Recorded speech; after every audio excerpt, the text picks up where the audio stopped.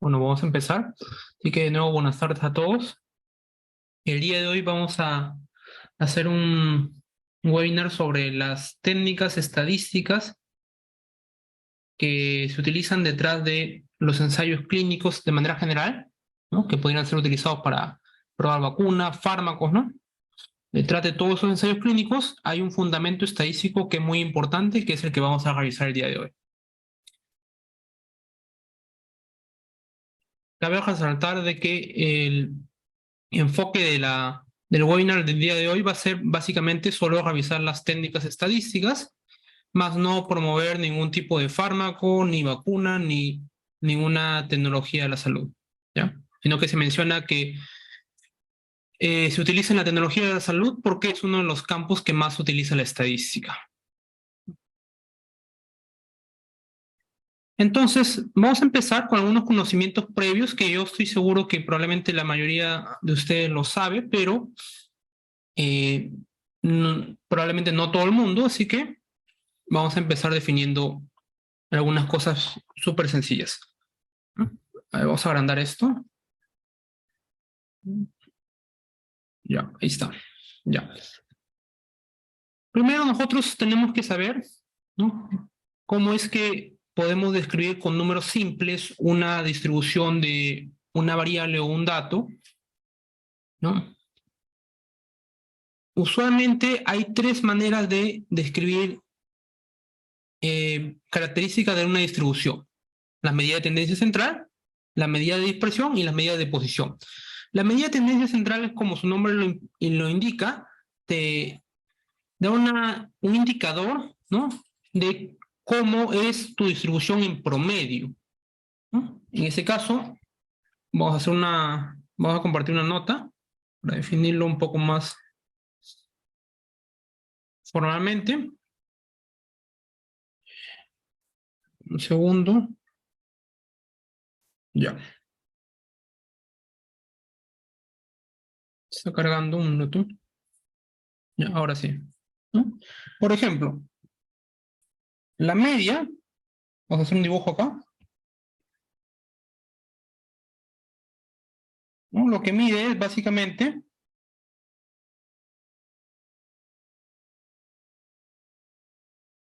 en promedio dónde se encuentran los datos, ¿no? Por ejemplo, podría estar acá, ¿no?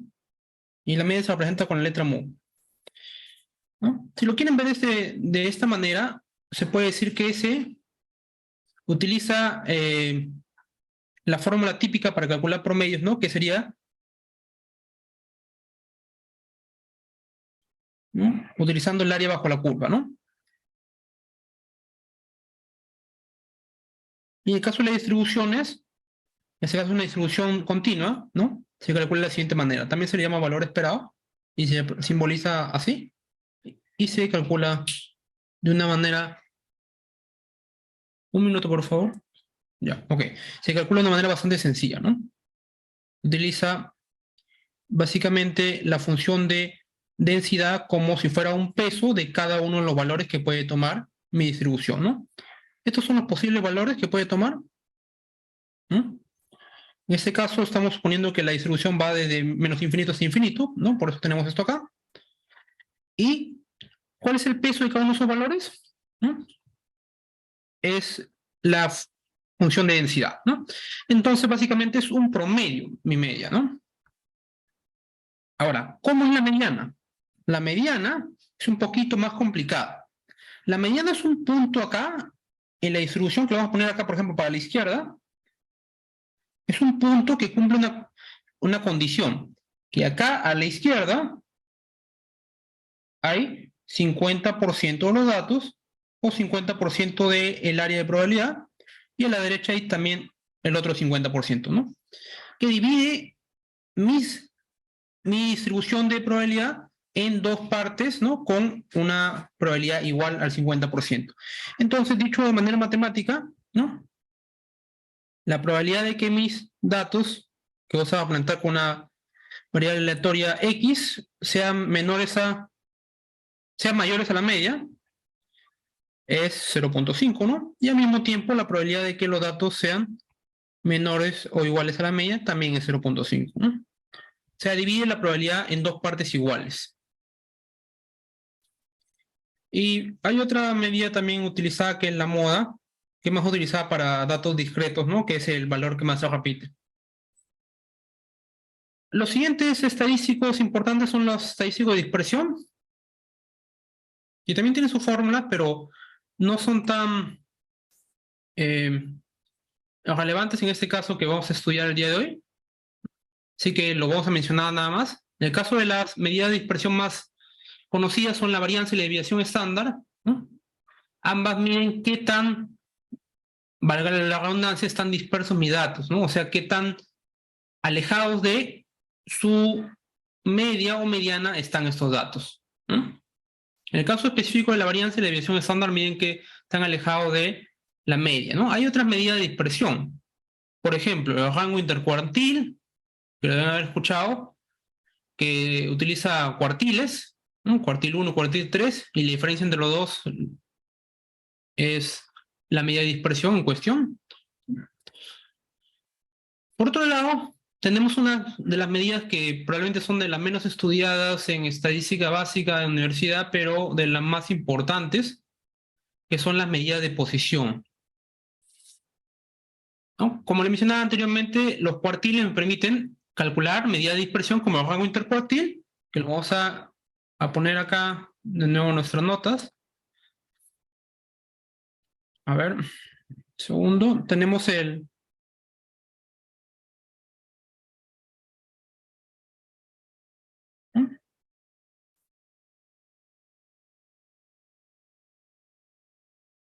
Como le mencioné, tenemos el rango intercuartil, que se define como la diferencia entre el cuartil 3 y el cuartil 1, ¿no? ¿Pero qué es el cuartil 3 y el cuartil 1? Son medidas de posición. ¿Y qué significa que son medidas de posición? Que me van a indicar la posición de una determinada probabilidad de mi distribución. Por ejemplo, yo quiero tener cuál es el punto en el cual hacia la izquierda de mi distribución tengo una probabilidad igual a 0.25, por ejemplo. ¿Ya? Seguimos con una gráfica similar. Supongamos que fuera este punto, que acá a la izquierda hay 0.25 o 25% de probabilidad, ¿ya? Este punto de acá se llama cuartil 1, ¿no? ¿Y por qué se llama cuartil 1? Porque los cuartiles lo que hacen es dividir mi distribución en 4 partes con probabilidades iguales, ¿no? Como son 4 partes, se llama cuartil, ¿no? Y el primer punto es el cuartil 1, el segundo punto es el cuartil 2, que me divide otro 25% más, que sería en total 50, ¿no? Acá sería 25%, 0.25 de probabilidad, entonces en total tenemos 50, ¿no? Y tenemos 50, entonces, ¿qué implica esto? Que esto, a su vez, es la mediana, ¿no? Es la mediana y es el cuartil de orden 2, ¿no? Y el cuartil de orden 3, o cuartil número 3, es el punto que nos falta, pues, ¿no? Que acá hay 0.25 más, ¿no? Y obviamente a la derecha también va a haber los 0.25 para que completen el 1 de probabilidad de toda la distribución, ¿no?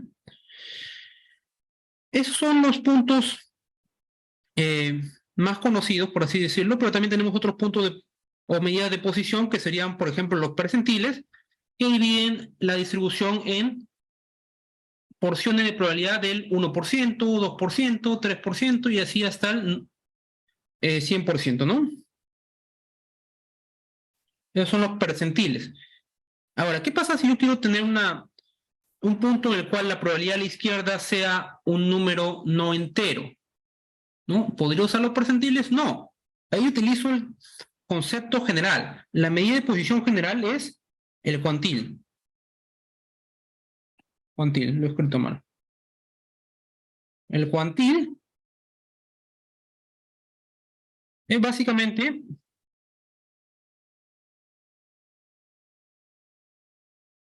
voy a poner acá, un punto en el que yo tengo una determinada probabilidad hacia la izquierda. Por ejemplo, acá.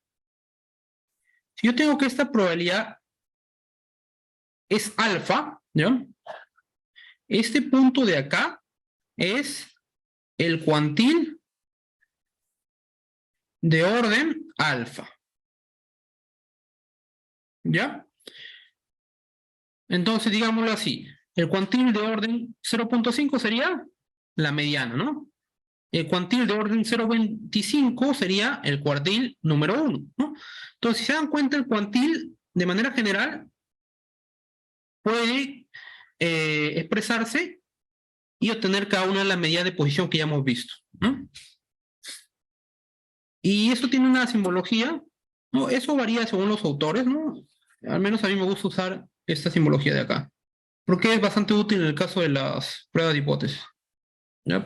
Cuantil de orden alfa sería Q de 1 menos alfa, ¿no? Y Q de alfa sería cuantil de orden 1 menos alfa, ¿no? De nuevo, esa es una notación nada más, no, si lo ven al revés no tienen que preocuparse, ¿no? Porque esto es un símbolo, ¿no? Podría definirse de cualquier manera. Ya, seguimos. Esto es bastante, tal vez no muy conocido, pero sigue estando dentro de lo que se lleva usualmente en la universidad, ¿no? Estas medidas de tendencia central, de dispersión y de posición, ¿no? Que se le conoce como estadística descriptiva, es parte de la estadística descriptiva. Y hasta ahí usualmente suelen llegar los cursos de estadística en una universidad, ¿no? Pero hay otra área de la estadística que es la estadística inferencial. La estadística inferencial, en lugar de describirme mi distribución, lo que hace es darme conclusiones sobre mi distribución, ¿no? ¿Cómo así? Para la medida de tendencia central, para la medida de dispersión, para la medida de posición, yo necesito saber la distribución en su totalidad, ¿no? O sea, mis datos o mis variables tienen que estar modeladas en su totalidad, ¿no? Porque si, por ejemplo, si yo no tengo mi distribución completa, no puedo hallar la media porque yo necesito la función de densidad, ¿no? Como vimos en un inicio. Igual, para calcular probabilidades necesito la función de densidad, ¿no? Sí o sí. Entonces no puedo calcular mediana, no puedo calcular cuartil, no puedo calcular precentil ni cuantil. Si es que mi distribución no está 100% completa, no se puede calcular nada de esto. Entonces, si la distribución no está 100% completa o falta un parámetro específico, lo que se suele hacer es experimentos estadísticos, ¿no? Hacer experimentos estadísticos en el cual yo recolecto datos y esos datos me permiten llegar a conclusiones acerca de ese parámetro que me falta.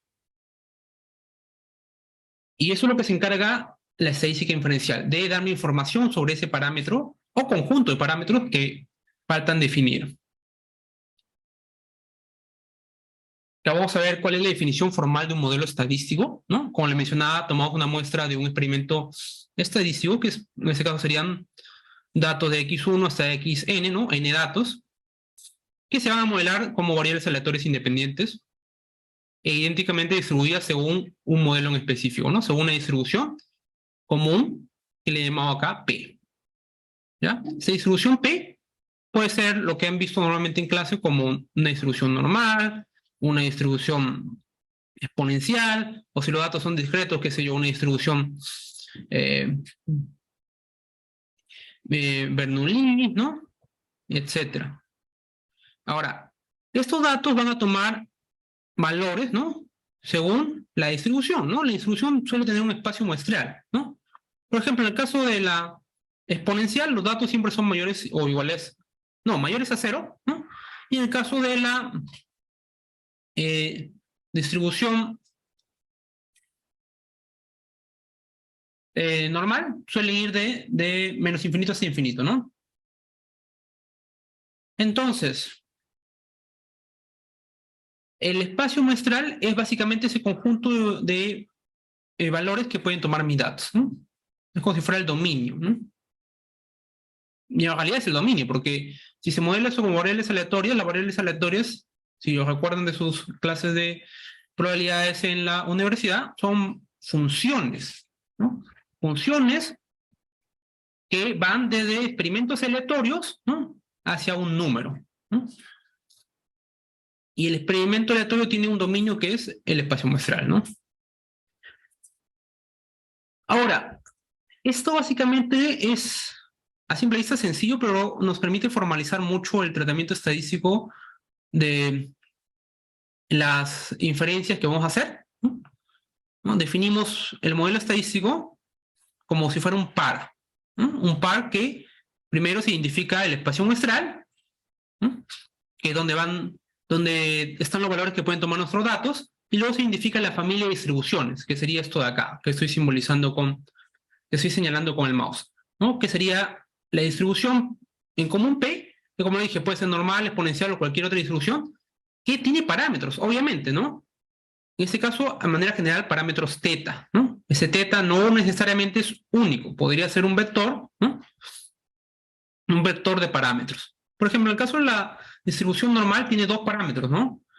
La media, mu, y la varianza sigma cuadrado, ¿no? Entonces, acá sería un vector, ¿no? Ahora, esos parámetros también tienen un conjunto de posibles valores, ¿no? Que acá le hemos denominado el espacio de parámetros, ¿no? Por ejemplo, en el caso de la media en una distribución normal, la media puede ser desde menos infinito hasta infinito, ¿no? Puede tomar cualquier valor en los números reales. Y en el caso de el, la sigma cuadrado, la varianza de la distribución, evidentemente, al ser una varianza, puede tomar solo valores positivos, ¿no? Podría ser cero para una distribución normal degenerada, ¿no? Pero no podría ser menor a cero, ¿no? Entonces, este sigma sería básicamente, ¿no? Para un caso de una distribución, lo vamos a escribir para que se vea claro. Para el caso de una distribución normal sería,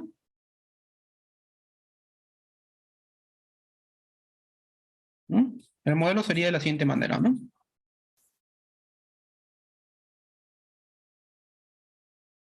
No, de manera general. Con una media mu y una varianza sigma cuadrado. ¿El modelo cómo sería? El modelo sería el eh, espacio muestral, que sería donde, de dónde a dónde pueden ir mis datos, ¿no? Como dijimos que nuestros datos siguen esta distribución normal, entonces sabemos que los datos pueden ir en todos los reales, ¿no? De menos infinito hasta infinito. Lo que nos queda, la distribución, que en este caso sería, ¿no? N, ¿no? Y n teta vamos a llamarle, ¿no? Ahora teta pertenece a qué? Al espacio de parámetros, ¿no? Que sería teta mayúscula. ¿Y cuál sería el espacio de parámetros? El espacio de parámetros sería igual a, en este caso es un producto de conjuntos, ¿no? Porque es en dos dimensiones, ¿no? Porque tiene dos parámetros. El primer parámetro, que es mu, ¿de dónde a dónde va? Puede ser todos los reales, como dijimos, ¿no? Y el segundo puede ser desde 0 hasta infinito. Entonces, ese sería nuestro espacio de parámetros. ¿Ya? Entonces, si nosotros consideramos que teta no es el vector, definido de esta manera, este vector pertenece necesariamente a mi espacio de parámetros, ¿no? Y es lo que tenemos acá, justamente. Esa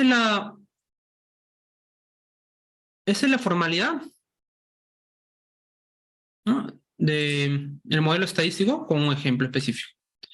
Ya, ¿para qué nos sirve esto? No, como le mencionaba, es para tener una manera mucho más simple de tener todo esto, ¿no? En un par único, ¿no? Para no estar escribiendo, sigue esa distribución, ¿no? Con estos parámetros, ¿no? Entonces simplemente ya tengo una formulación matemática que es mucho más corta de escribir, ¿no? Básicamente es para eso, es una formalidad matemática. Ahora, así como hemos identificado nuestro modelo para el caso de una distribución normal, también hay otros tipos de modelos estadísticos. Lo que hemos identificado es un modelo que se llama modelo paramétrico. En el caso del modelo paramétrico, se puede identificar perfectamente cuál es el espacio de parámetros, y el espacio de parámetros es básicamente R a la D, ¿no? Por ejemplo, en nuestro caso de la normal era un subconjunto de R cuadrado, ¿no? En el caso de una distribución con tres parámetros, sería R al cubo, ¿no? O un subconjunto de R al cubo, ¿no? Pero puede pasar de que nuestra distribución como tal, lo desconocido no sea un parámetro, sino que sea la forma de la distribución. Por ejemplo, ¿no? ¿Qué pasa si nosotros tenemos que nuestro modelo estadístico nos dice que tenemos los datos que siguen una distribución que es, digamos, simétrica, ¿no? Con una determinada kurtosis, ¿no? Que es una medida de asimetría. Entonces, si nosotros seguimos esa información, podríamos tener de repente datos de una distribución normal, de repente datos de una distribución tipo T, ¿no? Y así de cualquier tipo de distribución. Entonces, al no saber nosotros el tipo de distribución, en realidad el conjunto de parámetros per se no es un subconjunto de RD, ¿no? De los reales. ¿Por qué? Porque obviamente la definición de distribución normal como distribución no existe en los reales, ¿no? Es un concepto, ¿no?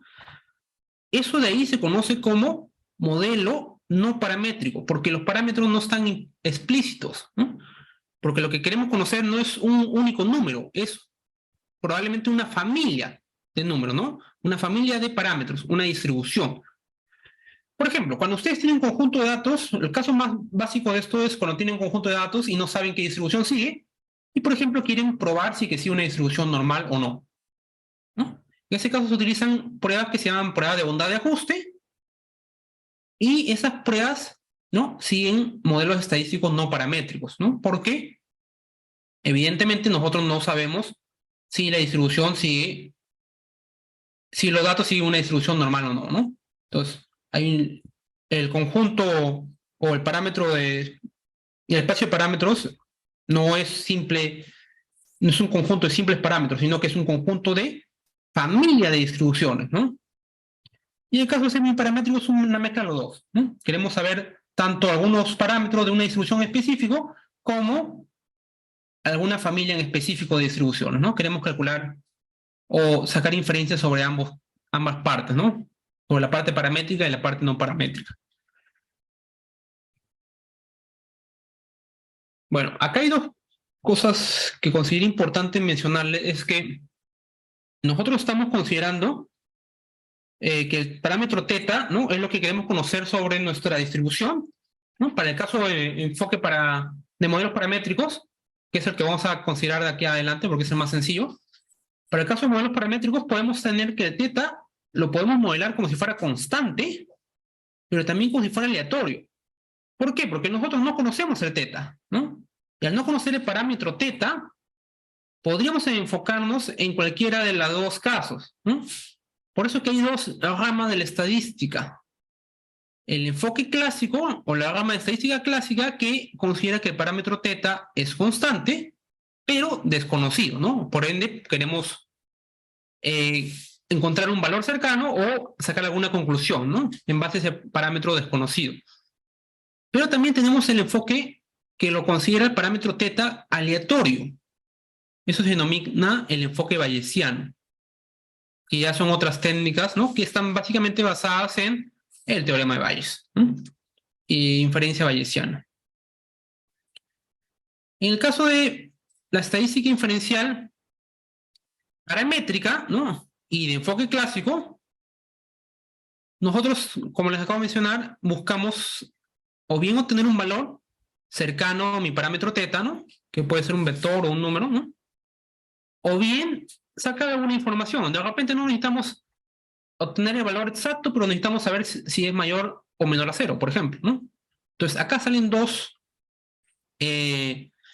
digamos, partes de la estadística inferencial con enfoque clásico. Cuando queremos obtener el valor verdadero, estamos ante un problema de estimación, y cuando queremos saber algo sobre ese parámetro, más no conocer el valor o algún valor representativo de ese parámetro, estamos ante las pruebas de hipótesis, ¿no? De que básicamente proponemos una hipótesis de alguna información que queremos saber sobre nuestro parámetro teta, ¿no? Y la prueba de hipótesis me permite definir si esa hipótesis inicial estaba bien o estaba mal, ¿no? Con respecto a la estimación, acá tenemos un ejemplo súper simple, ¿no? De nuevo con una distribución normal. Si tenemos datos que van de x1 hasta xn, modelados como idénticamente distribuidos, con una distribución normal con parámetro mu y sigma cuadrado, ¿no? Y que a su vez son independientes. Entonces, si yo quiero estimar, por ejemplo, el parámetro mu, yo podría obtener un valor representativo para ese mu. Y este valor representativo se llama estimación. Ahora, la estimación va a depender de mis datos, ¿no? Entonces, para calcular cuál es la estimación de manera general con estos datos, digamos, genéricos x1 a xn, se calcula una función que se llama estimador, ¿no? Es una nueva variable aleatoria, ¿no? Y por ende una función que se llama estimador, ¿no? En este caso se suele representar con el nombre de parámetro y un sombrerito encima, ¿no? En este caso mu, sombrerito, ¿no? ¿Y cómo se estimaría la media de un conjunto de datos? De una distribución, utilizando un conjunto de datos. Se estimaría utilizando, por ejemplo, lo más simple, el promedio de los datos, ¿no? Eso se llama un estimador natural, porque es lo que naturalmente nosotros haríamos, ¿no? Para estimar un promedio, ¿no? Promedio de la distribución lo estimamos con el promedio de los datos, ¿no? Esto también se llama estimación puntual, porque como les dije, estamos obteniendo valores representativos para mi parámetro y estamos obteniendo un único valor, ¿no? En este caso sería un valor que depende de los datos, que sería el promedio de los datos, ¿no? Este único valor es la estimación de mi parámetro mu. Ahora, ¿qué pasa si yo, en lugar de obtener un único valor, porque el único valor no me dice qué tan dispersos están mis datos, ¿no? Me dice más bien solo que el promedio de mi distribución, ¿no? El promedio, disculpen, de mi estimador está en un determinado valor. Pero no me dice, o sea, qué tanta probabilidad tengo de alejarme de este valor, ¿no? Con respecto al mu. O sea, ¿qué pasa si yo más bien quiero buscar un intervalo en el cual yo sé que la diferencia entre mi estimador y el valor verdadero va a ser muy, muy, muy pequeña? Si yo quiero tener un intervalo, ¿no? De ese tipo, eso se denomina un intervalo de confianza. Intervalo de confianza es básicamente un intervalo alrededor del estimador puntual en el cual yo tengo una probabilidad de que mi parámetro verdadero se encuentre, ¿no? En este caso, ese intervalo de confianza es para el ejemplo anterior, ¿no? Una distribución normal, y es el intervalo de confianza de orden o de nivel de confianza 1 menos alfa, ¿no? Y este es el cuantil de orden 1 menos alfa medios, ¿no? Como dijimos en la notación, y este es el estimador de la desviación estándar, ¿no? Y esta es la raíz cuadrada del número de datos. Entonces acá podemos observar algo súper interesante, es que a mayor número de datos que tengamos, eso va a tender a ser más pequeño, ¿no? Entonces, por ende, el intervalo va a ser más angosto, ¿no? ¿Eso qué quiere decir? Que hay más probabilidad de que mi estimador mu, el sombrero, sea muy cercano a mi parámetro desconocido, ¿no? Es por eso que cuando ustedes ven que hacen, ya sea encuestas, ensayos clínicos, toman una cantidad de datos muy grande, ¿no? Y dicen, ¿por qué no lo hacen con 20 personas, 30 personas? ¿No? Justamente por este motivo, porque a mayor cantidad de datos, ¿no? La estimación va a ser mucho más certera. Ahora bien, hay un teorema también del área de probabilidad, de la teoría sintótica de probabilidad, que nos dice que este estimador, ¿no? Mu sombrerito, para el caso específico de acá, que es igual a este promedio de datos, va a tender a ser idéntico a mi mu original cuando los datos tiendan al infinito, independiente de la distribución. Entonces, por ende, si ustedes tienen datos, una cantidad gigante de datos, pero no tienen la distribución, igual podrían sacar conclusiones sobre su distribución, ¿no?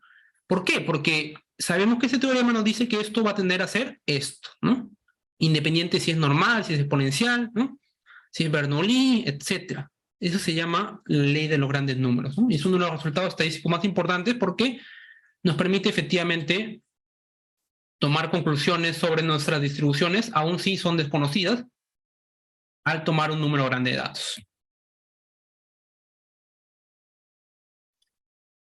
Ahora pasamos a la siguiente parte, que sería la otra cara de la estadística inferencial, ¿no? Primero queríamos obtener algunos valores representativos sobre los parámetros desconocidos, ¿no? Que es el problema de estimación.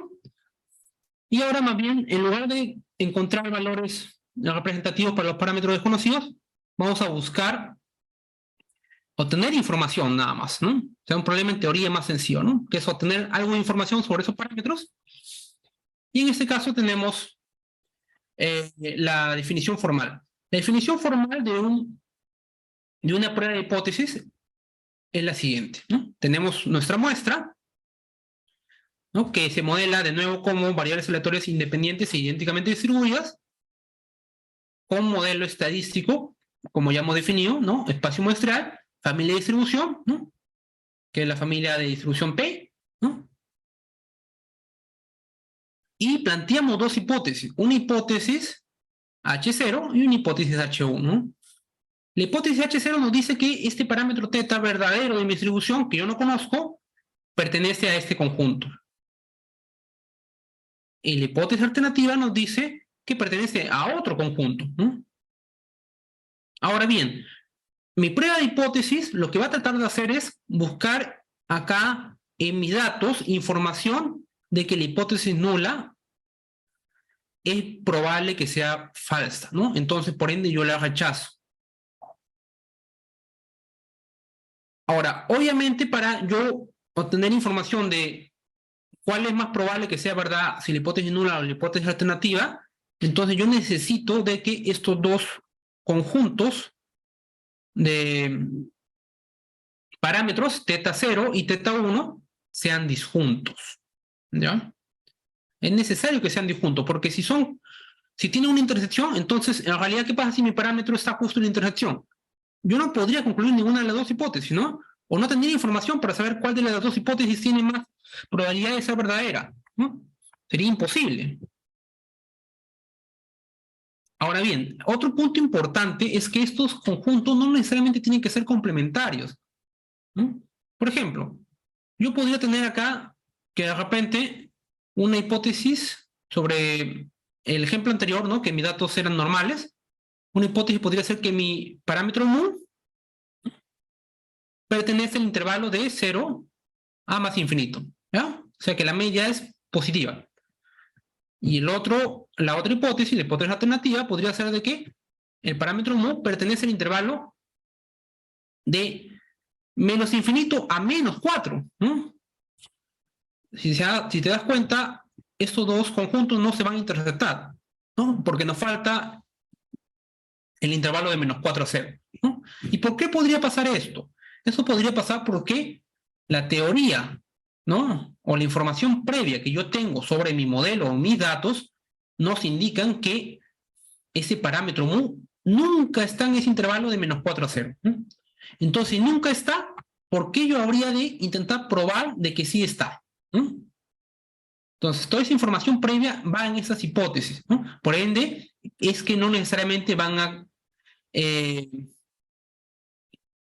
van a ser complementarias, ¿no? O sea, que es unión del el parámetro de espacios original, ¿no? Que sería, en este caso, el conjunto de los reales. Entonces, la teoría es bien sencilla, ¿no? Tenemos dos hipótesis sobre nuestro parámetro y queremos una herramienta estadística que nos permita decidir, ¿no? Sobre la hipótesis principal, que es la hipótesis nula, ¿no? Usualmente, nosotros lo que queremos es rechazar la hipótesis nula, ¿no? Esto es principalmente por la formulación estadística que hay detrás, ¿no? Si quiero rechazar esta hipótesis nula, entonces yo tengo un ensayo de cualquier tipo, ¿no? Sea ensayo clínico, ¿no? O ensayo, qué sé yo, de ingeniería. Yo suelo poner acá, en la hipótesis nula, lo contrario de lo que yo quiero probar, ¿no? Entonces, si yo rechazo prácticamente de que mi trabajo de investigación llega a una conclusión negativa, entonces estaría prácticamente obteniendo información de que mi trabajo de investigación está llegando efectivamente a una conclusión positiva, ¿no? Ahora, acá hay, como todo esto es basándonos en modelos estadísticos, ¿no? Que sigue una distribución de probabilidad, ¿no? O sea, tiene un componente aleatorio, tenemos posibilidad de equivocarnos, ¿no? Hay dos tipos de errores que se definen usualmente en las pruebas de hipótesis. Uno es el error de tipo 1, que es el error que cometemos al rechazar la hipótesis nula cuando esta era verdadera. Y el error de tipo 2 es el error que cometemos cuando no rechazamos la hipótesis nula cuando la alternativa es verdadera, ¿no? Y esto es simple de ver cuando las hipótesis son complementarias, ¿no?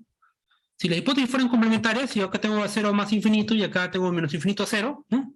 Si yo tengo que esto es verdadero, entonces tendría yo que rechazar la hipótesis nula, ¿no? Si yo supieras con 100% de certeza que esto es verdadero, entonces tendría que rechazar la hipótesis nula, ¿no? Si son complementarios los dos conjuntos. Entonces ahí estaríamos cometiendo un error de tipo 2, ¿no? No rechazar la hipótesis nula cuando la alternativa es verdadera. Ahora bien,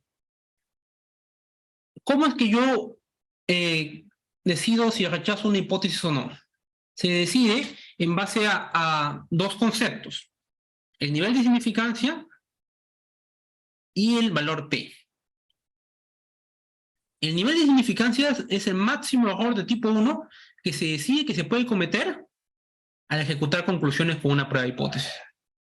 Por ejemplo, ¿qué pasa si yo digo quiero efectuar una prueba de hipótesis con un nivel de significancia de 5%? ¿Ya? Entonces, ¿qué quiere decir? Yo tengo que decidir si rechazo la hipótesis nula o no, teniendo en cuenta de que la probabilidad de cometer error de tipo 1 tiene que ser menor o igual a 0.05, ¿no? O al 5%, ¿no? Entonces, básicamente, yo de ahí es que parto si voy a rechazar la hipótesis o no. ¿Por qué? Porque al tener aquí la probabilidad de cometer error tipo 1, ¿no?, es menor o igual que 0.05, yo puedo utilizar la distribución, ¿no?, que tengo acá y utilizar esa distribución en conjunto con ese nivel de significancia para llegar a una conclusión, ¿ya? Vamos a ver un ejemplo más adelante. Y luego ese nivel de significancia se suele poner cuando yo estoy definiendo cuáles son las pruebas de hipótesis, ¿no? Cuando yo defino mis pruebas de hipótesis para mi ensayo clínico, por ejemplo, ¿no?, lo usual es que se defina un nivel de significancia del 5%.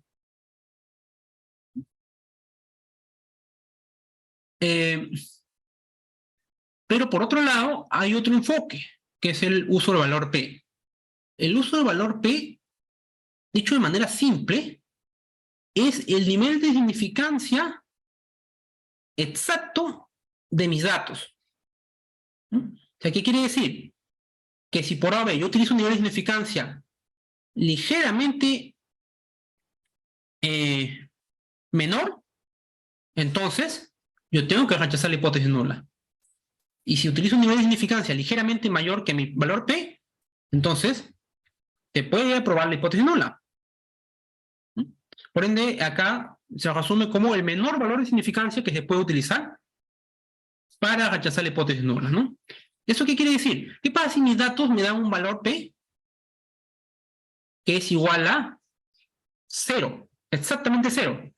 Quiere decir que para cualquier nivel de significancia, ¿no?, porque ojo, este es el menor valor de nivel de significancia, para cualquier nivel de significancia yo puedo rechazar la hipótesis nula. ¿Qué quiere decir que para cualquier nivel de significancia puedo rechazar la hipótesis nula?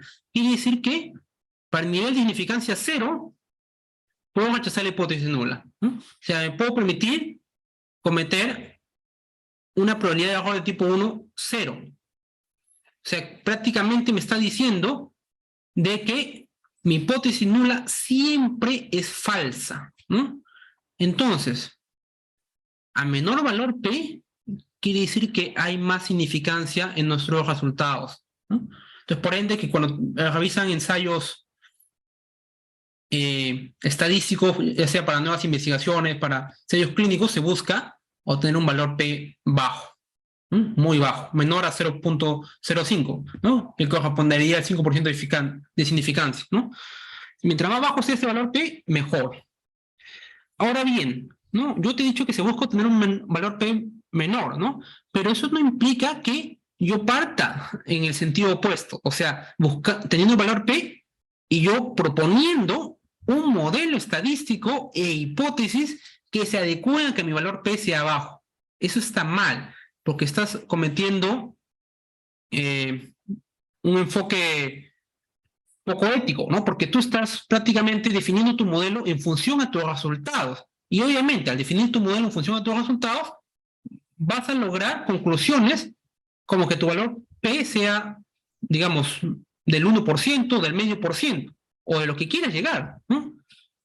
Es como hacer un modelo que prácticamente 100% va a estar ajustado a tus datos, ¿no? Y hacer hipótesis también que van a estar ajustadas a tus datos.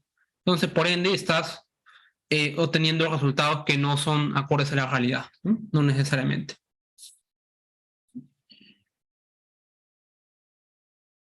Y eso sería todo por la parte estadística. Ahora vamos a ver cómo se enfocaría esto a ensayos clínicos, ¿no? Que no nos queda mucho tiempo. Vamos a dar la descripción general de cómo sería el procedimiento a seguir y vamos a dar un pequeño ejemplo. Entonces, supongamos que queremos probar la eficacia de una vacuna o cualquier fármaco.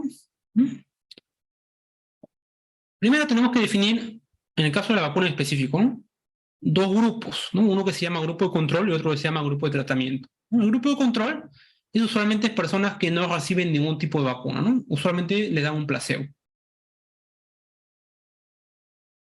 Y el grupo de tratamiento son personas que reciben la vacuna, ¿no? O el fármaco, ¿no? Entonces lo que se busca es determinar que en promedio les va mejor, ¿no? A la gente que tiene la vacuna, ¿no? O sea, al grupo de tratamiento, que a la gente que no recibió nada o que recibió el placebo, ¿no? Eso es lo que se busca definir con la prueba de hipótesis. Y ahora puede definirlo en base a varias métricas. Por ejemplo, tasa de mortalidad, ¿no? Tasa de hospitalización, en el caso del COVID, tasa de reinfección, etcétera, ¿no? Ya va a depender de el ensayo clínico en específico.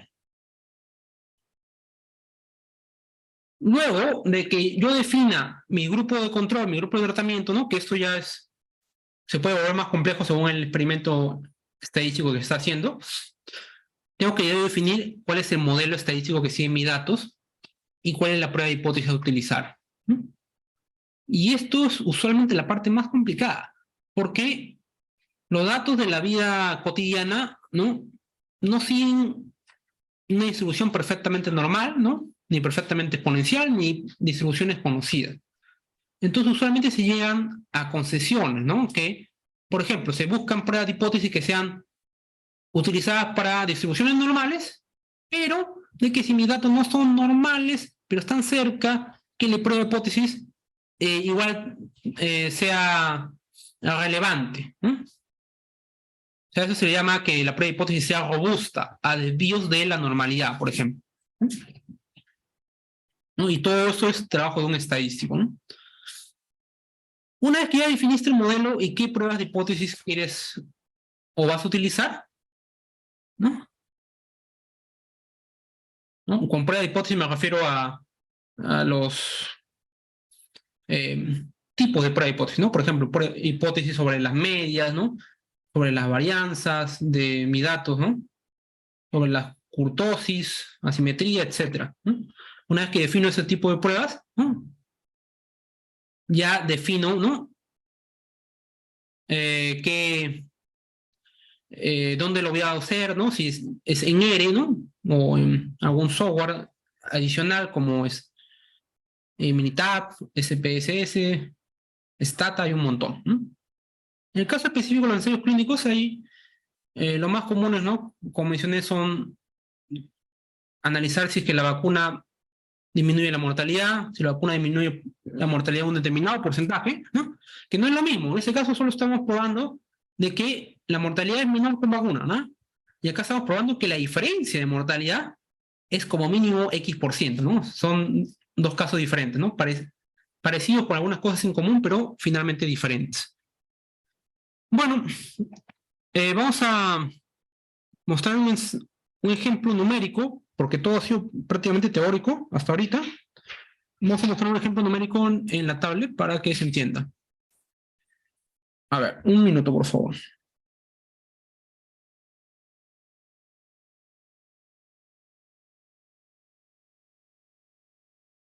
Ya. A ver, vamos a suponer de que yo tengo un único grupo de control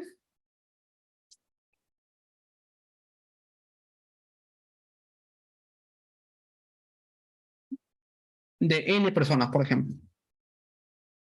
¿Ya? Y esos... Y de esta persona se analizó la mortalidad, ¿no? Mortalidad, digamos en porcentaje. Entonces tenemos que acá la mortalidad de la persona 1, ¿no? Aquí 2, así es.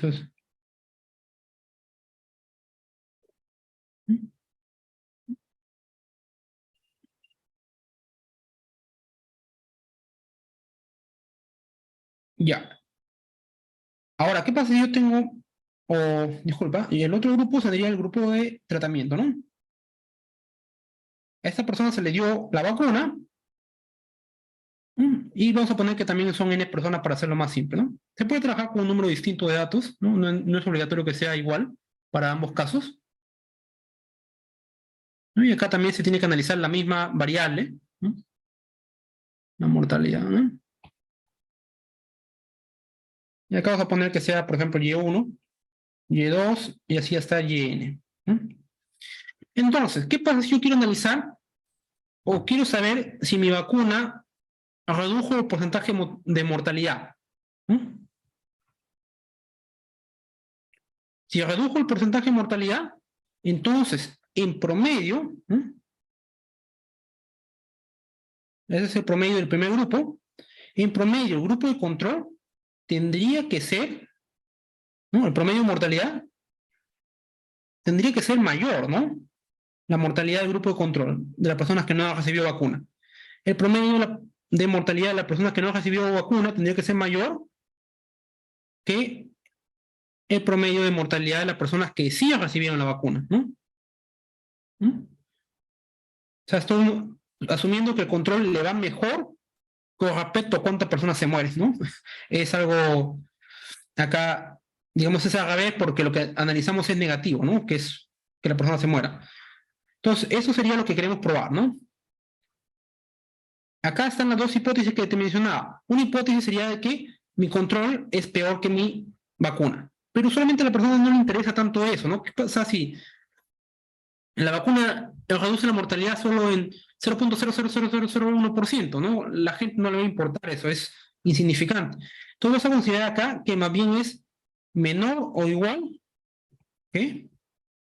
¿Qué sé yo? Es 40%, ¿no? O sea, que se redujo la mortalidad en 40%, ¿no? Esto es lo que quiero probar. Que se redujo la mortalidad como mínimo en 40%. También lo podemos expresar de una manera más sencilla, tal vez, así.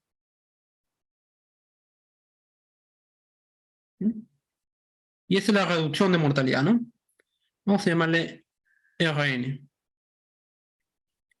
Mayor que 0.4. O sea, se redujo la mortalidad en 40% o más. Ahora bien, ¿yo cómo puedo llegar a conclusiones sobre esta nueva variable aleatoria? RN. La única manera que yo puedo llegar a conclusiones sobre ella es teniendo o sabiendo qué distribución sigue. Entonces, para saber qué distribución sigue, yo tengo que modelar primero mis datos, ¿no? Porque este RN evidentemente depende de los datos, ¿no? Entonces, si yo tengo información sobre los datos, al menos acerca sobre parte del modelo, yo puedo llegar a algún modelo probabilístico para este RN, ¿no? Entonces, vamos a suponer, como te mencioné, acá viene ya la parte de estadística pura y dura, que es modelar los datos, ¿no? Que no es tan simple, ¿no? Usualmente los libros de texto se modelan de manera normal, ¿no? Y no pasa nada, pero en la vida real no es así, ¿no? Entonces vamos a suponer acá, como es una clase o un Wiener teórico, suponer que si una distribución normal, con una media desconocida, ¿no? A poner mod X, y acá con una varianza también desconocida, ¿no? Y lo mismo para el caso del grupo de tratamiento.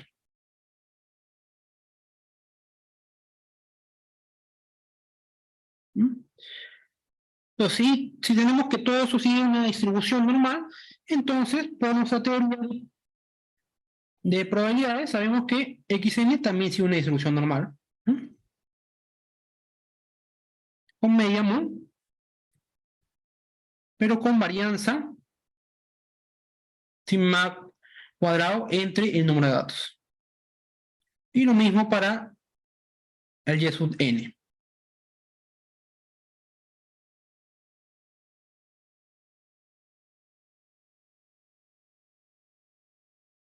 Y por ende, este Rn, ¿qué distribución sigue? También una distribución normal, ¿no?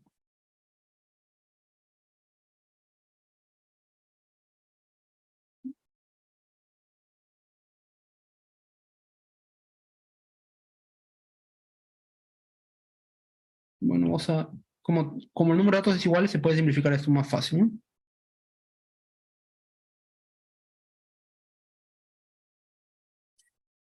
Ahora bien, esto de acá se ha podido hacer solo la suma, se ha podido sumar las varianzas, ¿no? Solo porque se considera que ambos grupos son independientes, ¿ya?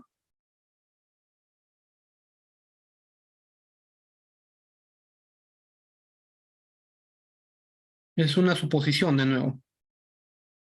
Independientes. En la realidad no necesariamente pasa eso, ¿no? Porque hay factores de riesgo, también la demografía importa, ¿no? Entonces, por ende, los ensayos clínicos en la vida real son mucho, mucho más complejos, ¿no? Pero esto es un ejemplo, digamos, eh, con manzanitas, ¿no? Entonces, si tenemos que nuestra variable en cuestión que queremos analizar sigue esta distribución, entonces es bastante simple, pues, porque nosotros podemos eh, ya utilizar esa distribución para llegar a una conclusión sobre ARN, ¿no? Queremos probar esto. Entonces, ahora sí, planteamos nuestra prueba de hipótesis. ¿Mm? Primera prueba de hipótesis. Primera hipótesis, disculpa. Sería de que lo contrario es lo que quiero probar, ¿no? El que Rn es menor o igual a 0.4. Y la hipótesis alternativa sería, ¿no? Lo más fácil es poner el complemento, ¿no? Entonces, esas serían nuestras pruebas, nuestras hipótesis, ¿no? Entonces, la prueba de hipótesis básicamente lo que nos va a permitir es, utilizando esta distribución, llegar a concluir si es que queremos rechazar esto o no. ¿Mm? Entonces, usualmente, ¿no? Como te mencionaba, primero definimos un nivel de significancia, vamos a definir el nivel de significancia.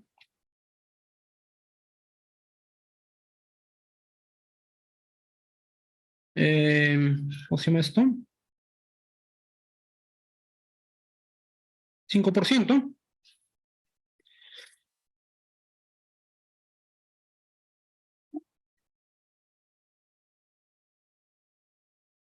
¿Mm? Entonces, nosotros tenemos un número de datos muy, muy grande. ¿Mm? Entonces, nosotros podríamos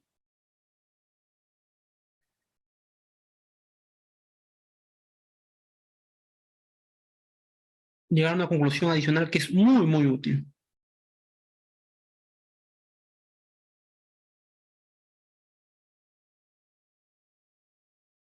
¿Mm? Entonces, podemos concluir básicamente que esto es una distribución normal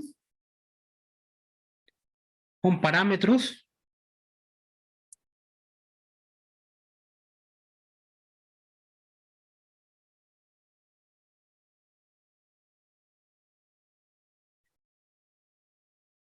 ¿Mm? ¿Por qué? Porque como te dije, hay un teorema, el teorema de la ley de los grandes números, que nos implica que las medias tienden a, disculpa, que el estimador de las medias tiende a la media verdadera cuando el número de datos es muy grande, ¿no? Entonces, si tenemos esa presunción, ¿Mm? Entonces podemos obtener esta distribución. Y si te das cuenta, esta distribución de acá ya prácticamente es una distribución ya 100% conocida, ¿no? Entonces, al ser una distribución 100% conocida, nosotros podemos llegar a conclusiones de manera súper simple. Entonces, simple y llanamente vamos a, acá, por ejemplo, poner, ¿no? A calcular eso de acá, ¿no? ¿Cuál es la probabilidad de la hipótesis nula? ¿Mm? La probabilidad de la hipótesis nula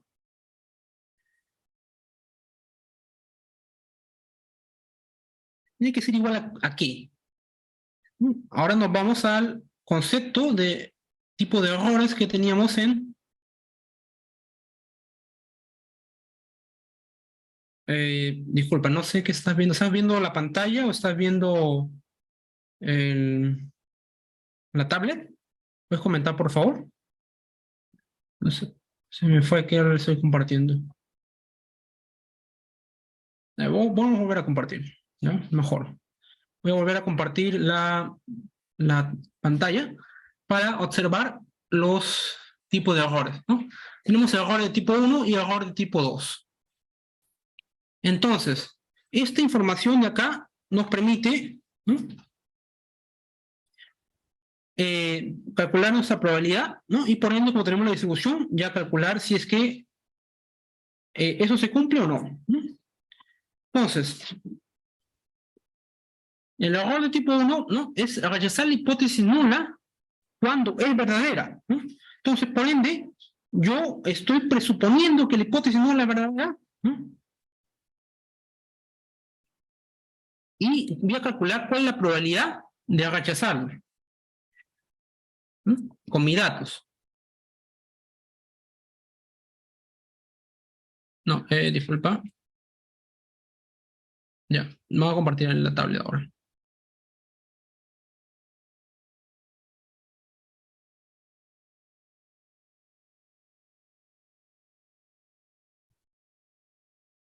Ya, entonces, ¿cuál es la probabilidad que la hipótesis nula sea verdadera? ¿Mm? La probabilidad de la hipótesis nula sea verdadera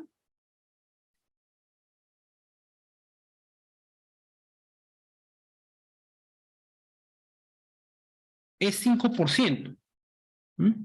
Eso es lo que yo quiero hacer. ¿Por qué? ¿Qué pasa si yo rechazo la hipótesis nula? ¿Ya? Si yo rechazo esto de acá, ¿mm?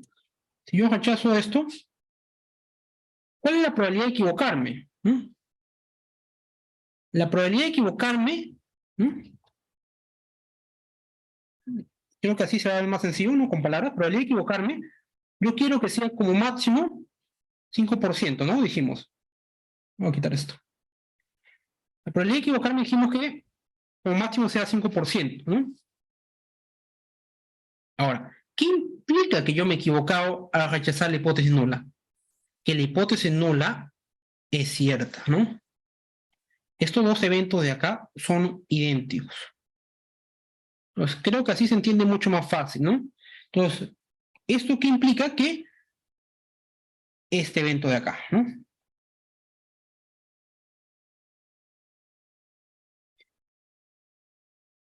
Ahora bien, nosotros acá podemos tomar el punto extremo, ¿no?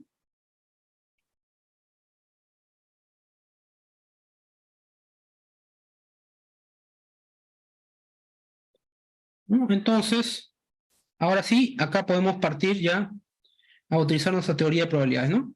Vamos a poner que esta distribución acá muere, ¿ya? Para simplificar, y acá sigma r, ¿ya? Sigma cuadrado r, la media y la varianza.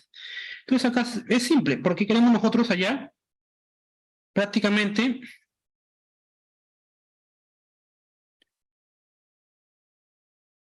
eh, utilizar la distribución de Rn para determinar, ¿no? Si esto se cumple o no, ¿no?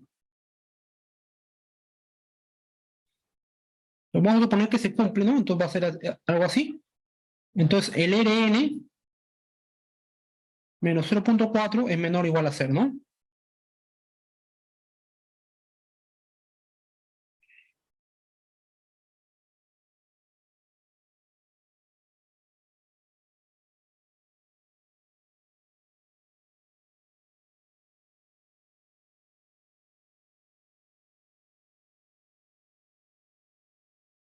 O no, esto es mucho más simple.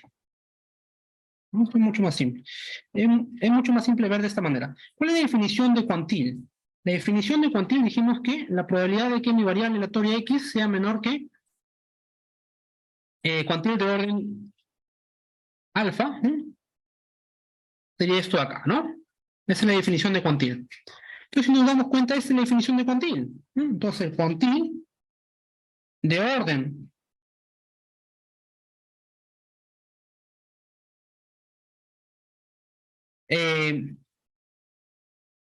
5%, o sea, Q de 0,95 es esto de acá, 0.4.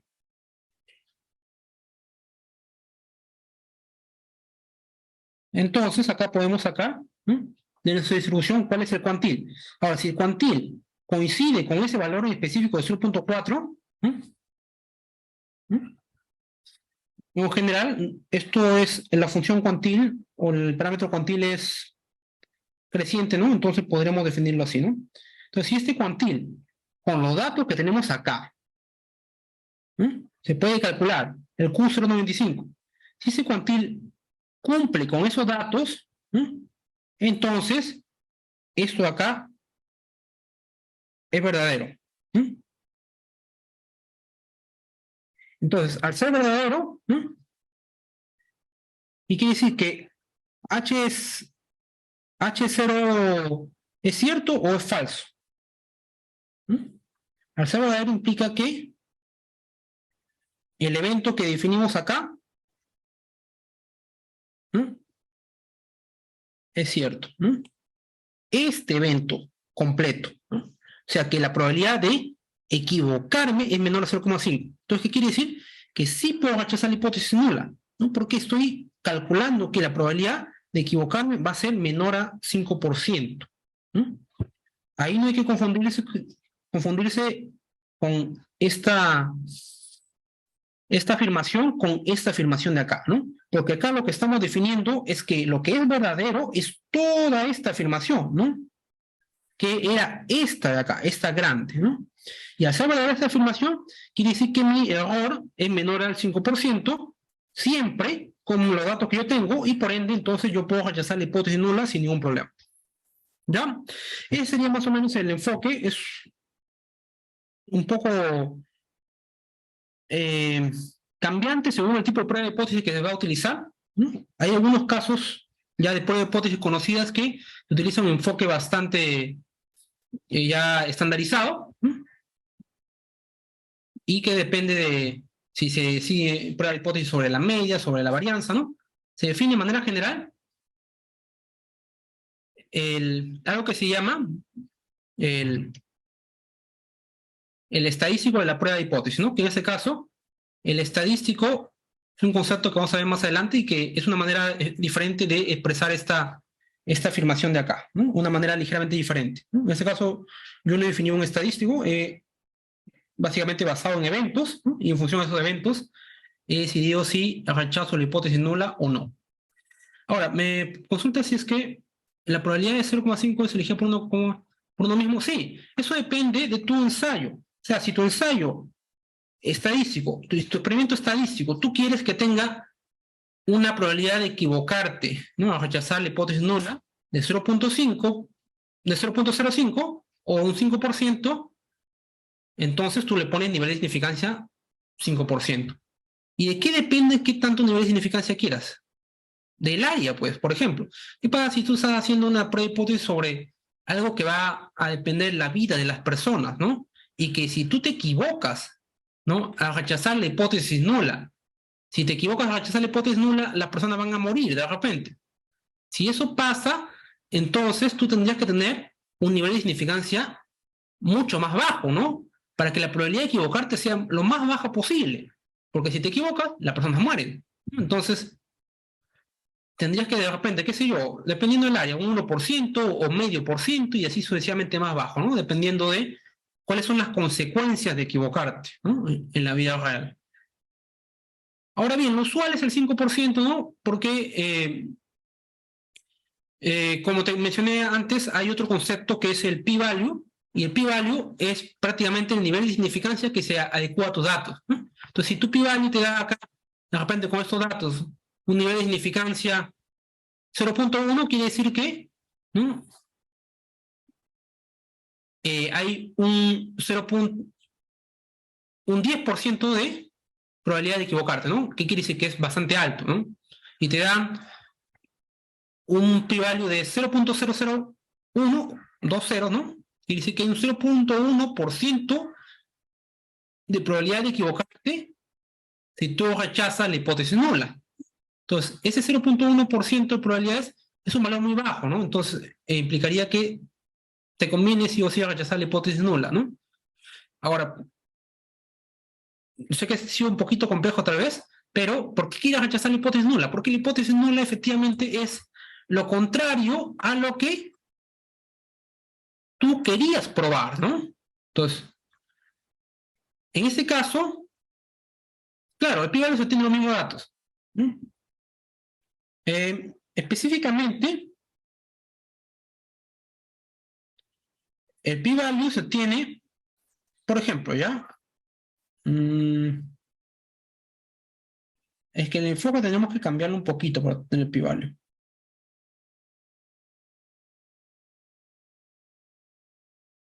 Sería, creo que sería algo así, un segundo, ¿ya?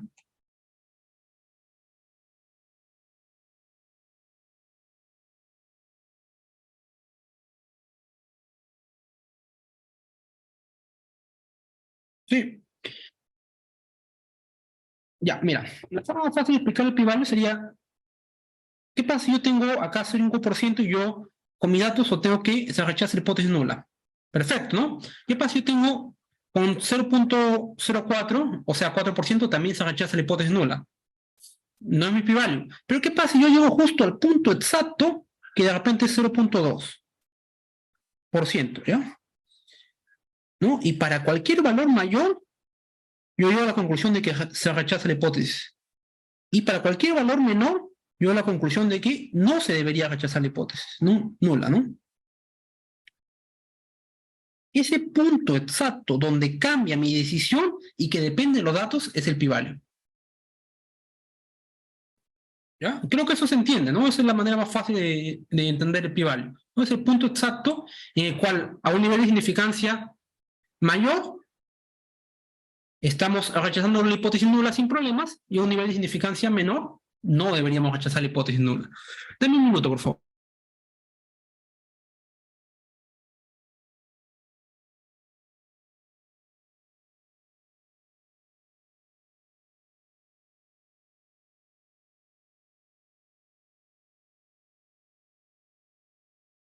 Bueno, eso sería todo.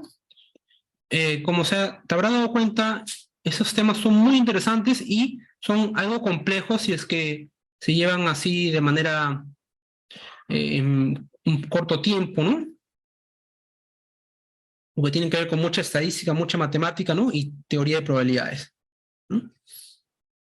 Lo último que quedaría el día de hoy sería, un segundo para compartir las diapositivas.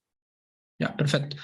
Lo último que quedaría el día de hoy sería básicamente invitarte a nuestro curso de estadística inferencial, que es básicamente el curso donde vas a ver todo esto de manera detallada, ¿no?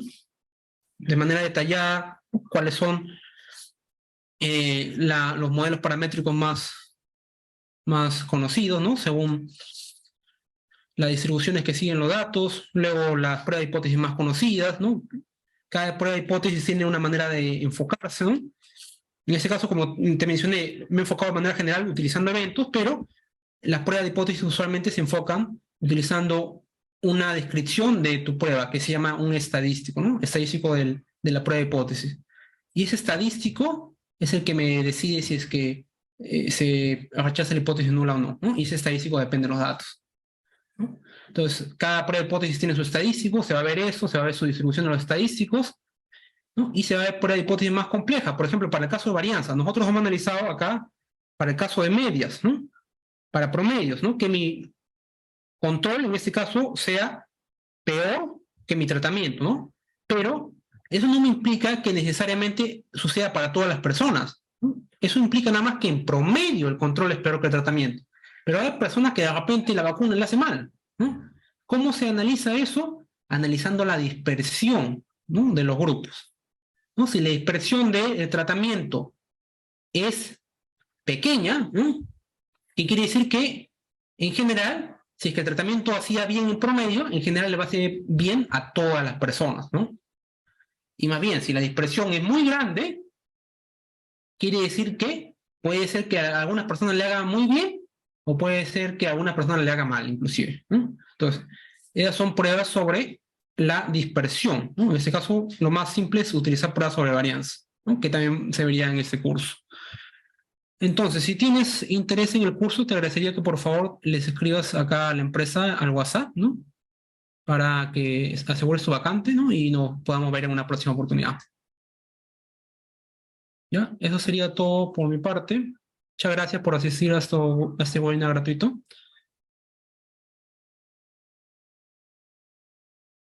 Ah, ya veo, sí, excelente entonces.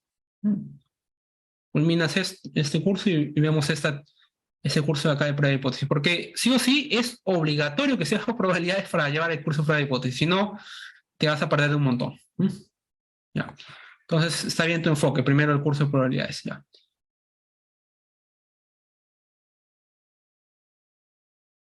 Buenas noches.